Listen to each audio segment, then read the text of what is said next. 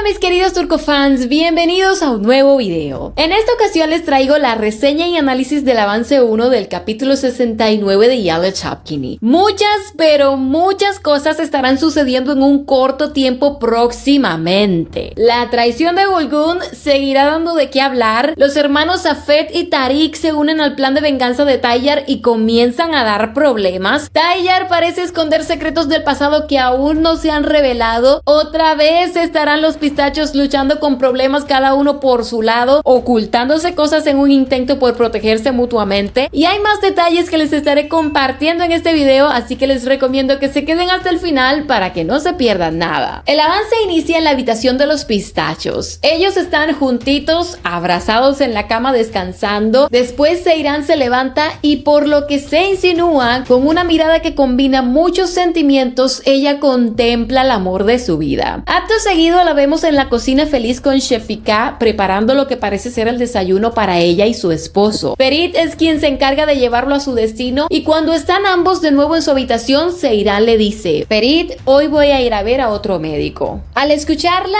de inmediato Ferit pregunta: dime por favor qué sucede, y Seyran responde con una frase inconclusa que es interrumpida por la voz de un hombre que dice: desafortunadamente el diagnóstico es correcto. Ahora sería más realista hablar de las secuelas. Mientras escuchamos esas palabras, vemos que en efecto se trata de un nuevo médico al que acude Seyran en busca de un criterio o un diagnóstico diferente. Lamentablemente, ella no encuentra la respuesta que estaba buscando, ya que por lo que nos muestran, este señor le confirma que su enfermedad es real. Seyran se muestra triste y decepcionada, diría yo, ante esta nueva realidad que la golpea, y acto seguido la vemos llorando en un intento por desahogarse, mientras que al mismo tiempo trata de contener para que nadie se dé cuenta. Voy a hacer un paréntesis aquí para hablar un poco sobre este tema de la enfermedad de Seyran. Sin duda alguna creo que es de los problemas más fuertes y desagradables que han escrito en toda la historia de Yale Chapkini. Hay muchas acusaciones y teorías con respecto a la veracidad de dicha enfermedad y su desenlace. Conociendo a los guionistas, está claro que cualquier cosa puede suceder. No estamos en tiempos de andar asegurando nada. Se comenta incluso que todo esto puede ser un plan de Pelín por los análisis que mostraron los médicos en el 68, donde aparecía claramente el nombre de ella, pero aún así creo que no nos podemos confiar pensando que el diagnóstico es falso porque apareció el nombre de Pelín, ya que eso puede haber sido un error de la producción, bien sea malintencionado o no. Lo que sí me parece es que es una trama que no se está escribiendo bien, hay cosas que no encajan, hay como lagunas, por así decirlo, poca claridad, y para variar, los guionistas están dando mucho que pensar y mucho de qué hablar. De todas formas, creo que lamentablemente la balanza se está inclinando hacia una enfermedad real, sobre todo porque en este avance 1 del 69, como podemos ver, otro médico lo está confirmando, por lo que me parece que si se tratara de una trampa de Pelín o una enfermedad inexistente, se habría descubierto. Siguiendo con el avance, vemos a continuación que un paquete llega a la mansión Korhan para Ferit. Los guardias lo reciben y Abedin se encarga de avisarle diciendo: han enviado un teléfono. Ferit, quien por lo visto se está levantando, pregunta: ¿un teléfono? Y en la siguiente escena, cuando tiene el dispositivo en sus manos, se escucha que lee un mensaje que dice: no confíes en nadie, alístate para salir de casa,